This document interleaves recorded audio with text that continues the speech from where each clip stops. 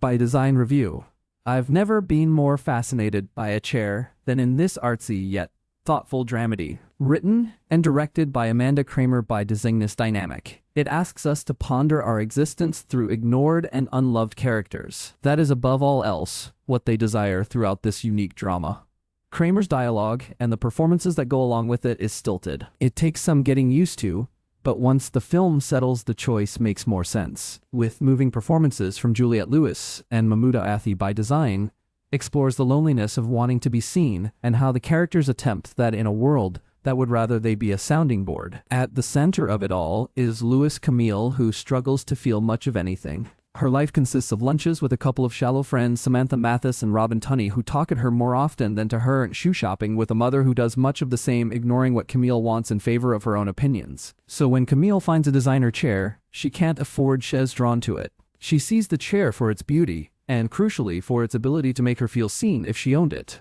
Camille is relatable from the jump. She's convinced herself that her life, well, it's not so bad. She's got friends and a home, but she doesn't feel like anyone really listens beyond superficial quibbles with their own lives.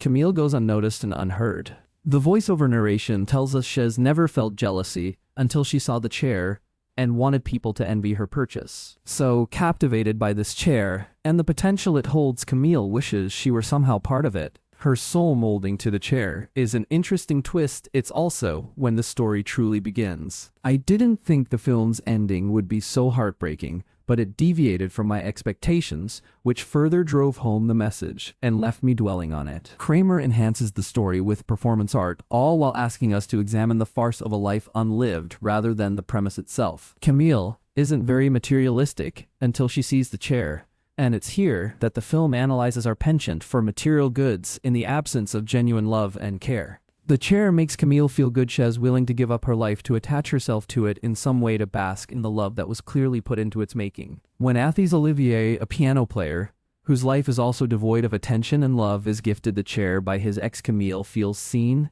and loved for the first time in her life. Olivier is drawn to the chair as Camille was attaching himself to it in a way that seems odd to others, but that also makes him feel more important yet wary when his equally shallow and talkative friends lavish him and his chair with attention. Somehow, this object becomes the most important thing in the characters' lives. Through a variety of situations that becomes more ridiculous as the film goes on, By Design paints a sad satirical portrait of existence, the shallowness and richness of it, the complexities of people's lives, and the simple desire to be seen, loved, and cared for without conditions. Camille's life is richer as a chair. Olivier's life has more meaning because of it. However, the reality is much different. After all, what is anything if we don't give meaning to it? The chair is only a chair, but it has personality and a life of its own because of the characters. That applies to them as people too.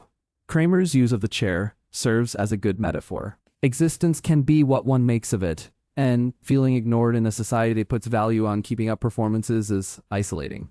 I didn't think the film's ending would be so heartbreaking, but it deviated from my expectations, which further drove home the message and left me dwelling on it. In many ways, By Design functions like a quirky play. The film itself is a performance, and Kramer, with the help of good cinematography, production design, and costumes, is content to leave parts of the story in the abstract. Sundance offers up huge movie premieres and under-third are gems. Here's our predictions for the films that could break out and dominate 2025. By Design won't be for everyone. It's less of a straightforward narrative and more of an experimental one, but it's not so outlandish that it's inaccessible. The dialogue delivery is perhaps the most jarring, but there's a lot to love about Lewis and Athi's performances especially, which are at various points moving and deep, aloof, and heartbreakingly complex. In a society that's convinced us our lives are perfectly fine within the box we've enclosed ourselves in, By Design itself thinks outside the box and does something simultaneously daring, unique, and thoughtful. By Design premiered at the 2025 Sundance Film Festival.